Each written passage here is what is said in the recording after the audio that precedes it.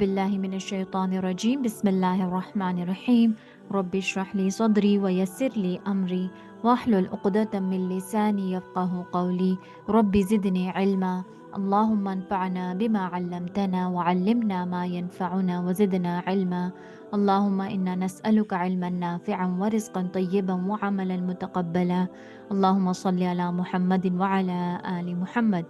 Assalamu alaikum wa rahmatullahi wa barakatuhu. I hope all of you are doing well, inshallah ta'ala.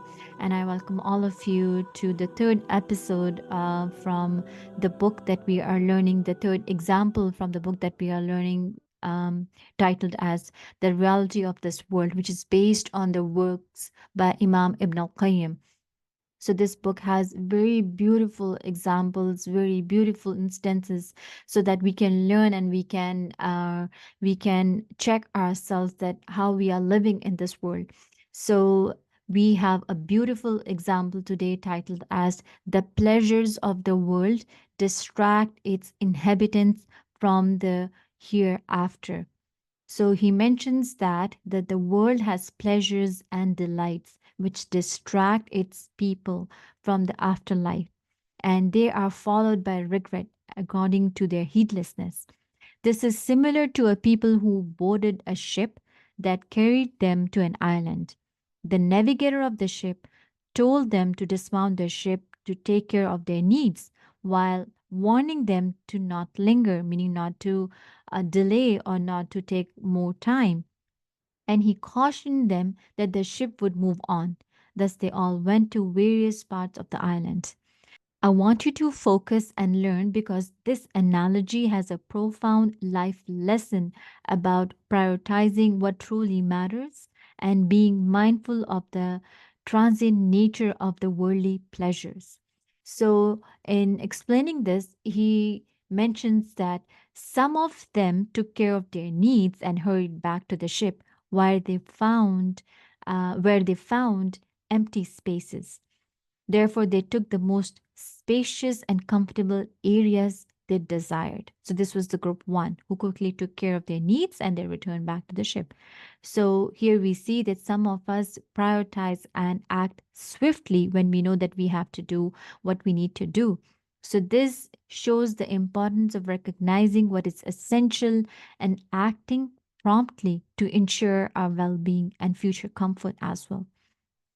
And then he mentions that some of them remained on the island looking at its flowers and amazing lights and listening to the chirping of its birds while being impressed by its rocks and stones.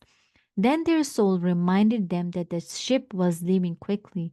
They rushed back to the ship, but only found a tight place to sit, so they sat in it.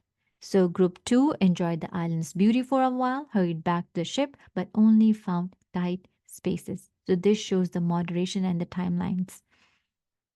So, those who enjoyed the island's beauty, but they remembered to return to the ship, they found a place. But it was a tight one. So, this teaches that while it is important to enjoy life's pleasures, one must also remember the duties and the deadlines so that one person can or people can avoid any type of discomfort, right? And then he mentions the third group that some of them remained enjoying those beautiful rocks and amazing flowers. Then they took some things from the island back with them. But when they reached the ship, they only found a small, tight space. The items they took back with them made it even tighter. Thus, these belongings became heavy and troublesome upon them, and they were not able to discard them. They did not find anyone to take them for them, nor there was any place on the ship to put them. So they put them on their necks and regretted taking them back to the ship. But their regret did not benefit them at all. Then the flowers they took on the ship withered and shriveled, their fragrance changed, and the odor also, the smell of the flowers also harmed them. So this shows the burden of excess. So those who carried items from the island found their journey more difficult due to the burdens they brought with them. So, this also highlights the dangers of material excess and how it can complicate and make the life difficult and also hinder one's progress in life, right? And makes them regretful. So, this was group three. And then he mentions that there was another group of people that some of them entered the forest and forgot about the ship. They went far off as if they were on excursion, such that when the captain of the ship called out that the ship was departing, his voice did not reach them due to them being preoccupied with its amusement. They spent some time picking fruits, sometimes smelling the flowers, and sometimes enjoying the beautiful trees. So during all this, they they came across fearful beast, right? So they are fearful beast of prey which attack them, and they are not safe from thorns and pricking their clothes and feet. They are not safe from branches poking them in the stomach and also uncovering them, and they are not safe from the frightening sounds terrifying them. And this is why, because they forgot about the ship, because of the distractions, and it was so risky now for them. So those who ventured deep into the forest and forgot the ship, they become vulnerable to numerous dangers around them. So this scenario warns against becoming so engrossed in fleeting pleasures that one neglects their safety and essential goals of life, right?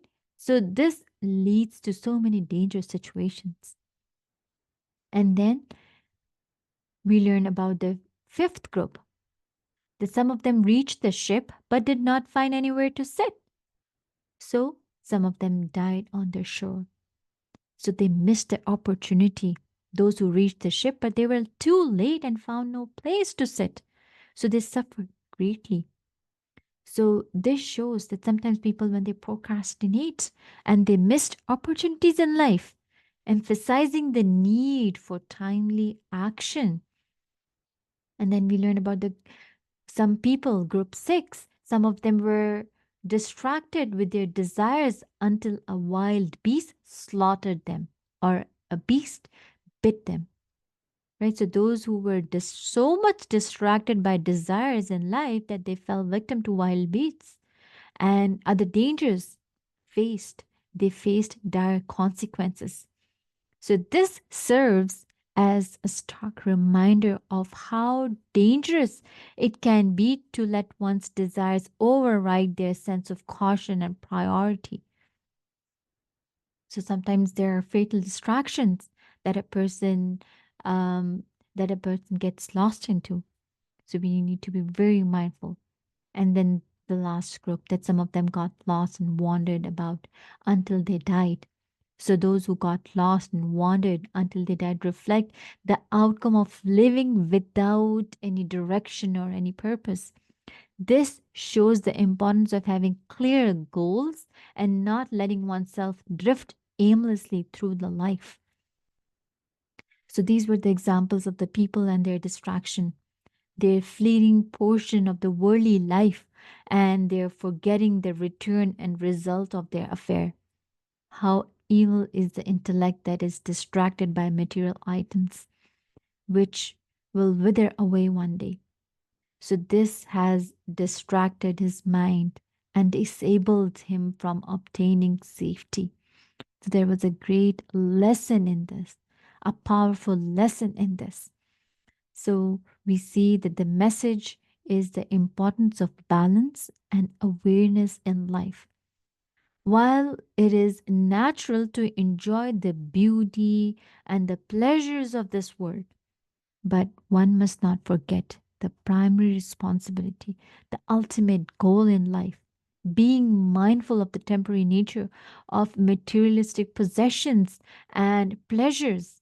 It can also help avoid distractions that lead to regret and missed opportunities. Ultimately, one can prioritize what truly matters and act with foresight and discipline, because this is crucial for a fulfilling and secure life. So we as Muslims, we need to live in this world thinking about our deeds, about our results, what we are doing, how we are living. Are we getting distracted with the pleasures of this life, or are we preparing for hereafter? May Allah subhanahu wa ta'ala guide us. So these scenarios, they illustrate how people get distracted by worldly pleasures, forget their ultimate return, and face negative consequences. And here we ask Allah subhanahu wa ta'ala to save us from hellfire, to save us from all types of distractions. Ameen ya Rabbil Alameen. Jazakumullahu khairan kathira. سبحانك اللهم وبحمدك أشهد أن لا إله إلا أنت نستغفرك ونتوب إليك. السلام عليكم ورحمة الله وبركاته.